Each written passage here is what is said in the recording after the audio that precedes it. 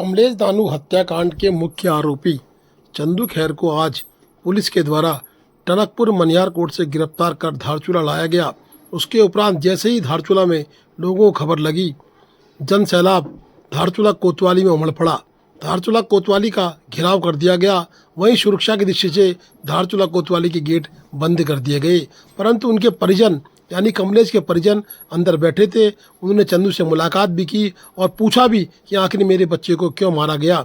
कहीं ना कहीं बड़ा गमगीन माहौल आज देखने को मिला, क्योंकि कमलेश दानू की मां की एक ही गुहार थी कि मेरे बच्चे को मारने वालों को छोड़ा नहीं जाए।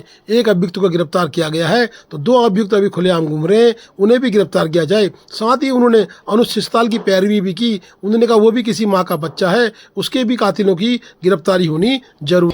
जब मैं उस अपराधी से मिली तो उसने मुझे ये बताया कि छोटी छोटी बातों पे बहस हुई थी। जो महिमन है, महिमन के साथ उनका झगड़ा हुआ था, तो महिमन फिर दोबारा आके कमलेश को ले गया।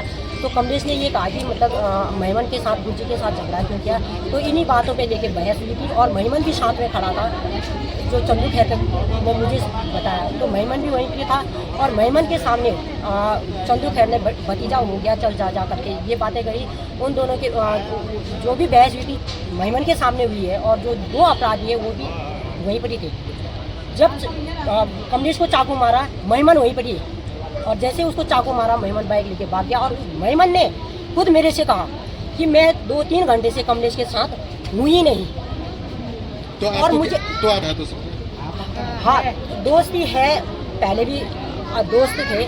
दोस्त के मदद के लिए उसने अपनी जान दे दी।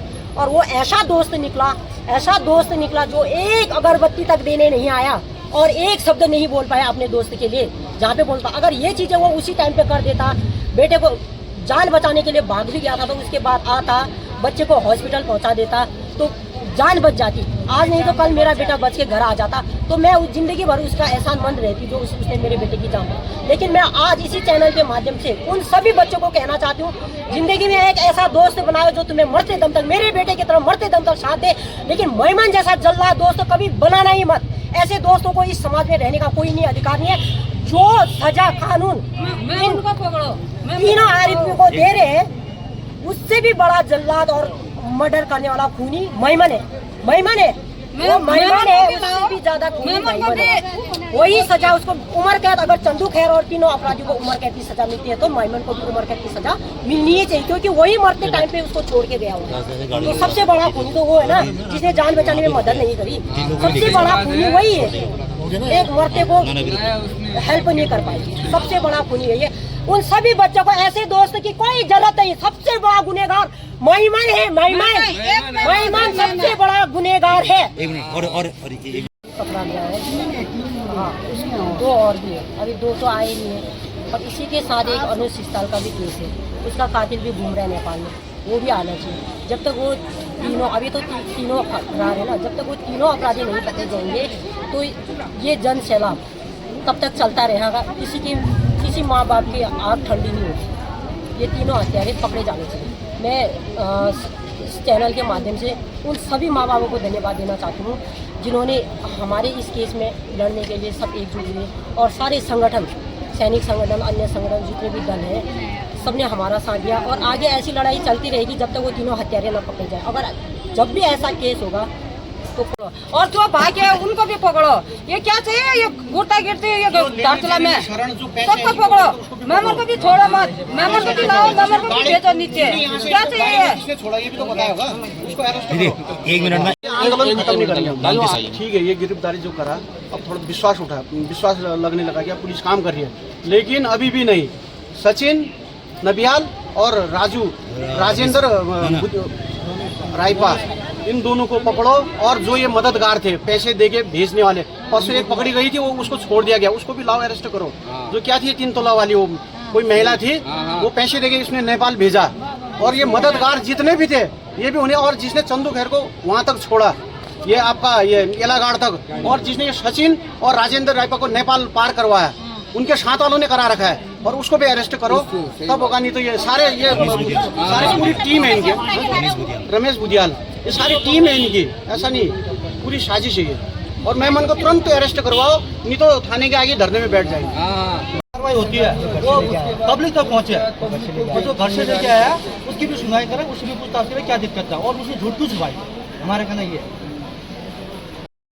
25 जून को पुलिस को बड़ी सफलता मिली जब हत्या का मुख्य आरोपी चंद्र सिंह खैर उर्फ चंदू खैर पुत्र किशन सिंह निवासी शिरका थाना पांगला जनपद पिथौरागढ़ को टनकपुर स्थित शारदा नहर के किनारे मनियार गोठ रोड से गिरफ्तार किया गया। पूछताछ में सामने आया कि आरोपी नेपाल भागने की फिराक में था। अभियुक्त को माननीय न्यायालय के समक्ष प्रस्तुत कर जेल भेजने की कार्रवाई चल रही है। अन्य फरार अभियुक्तों की तलाश भी प्राथमिकता के आधार पर की जा रही है और शीघ्र गिरफ्तारी सुनिश्चित की जाएगी, पुलिस अधीक्षक पिथौरागढ़ के द्वारा बताया गया।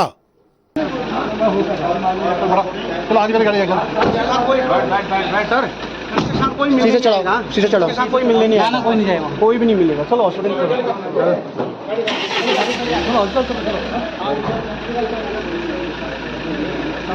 चलो।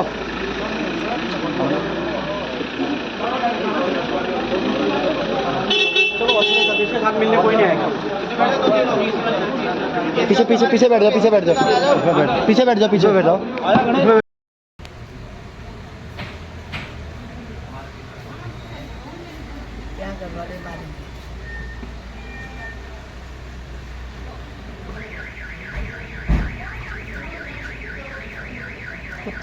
कितना सयाना कोई बोलेगा इसको? ये तो सयाना रहा।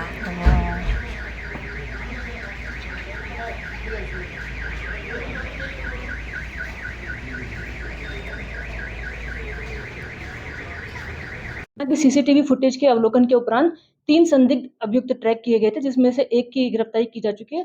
2 अन्य सस्पेक्ट्स जो अभी हैं, सचिन नबियाल व रमेश रायपा, इसके संबंध में विवेचना भी प्रचलित है। साथ ही इनकी गिरफ्तारी हेतु अभी भी वर्तमान में हमारी टीम कार्यरत है और जल्द ही उनकी गिरफ्तारी सुनिश्चित की जाएगी।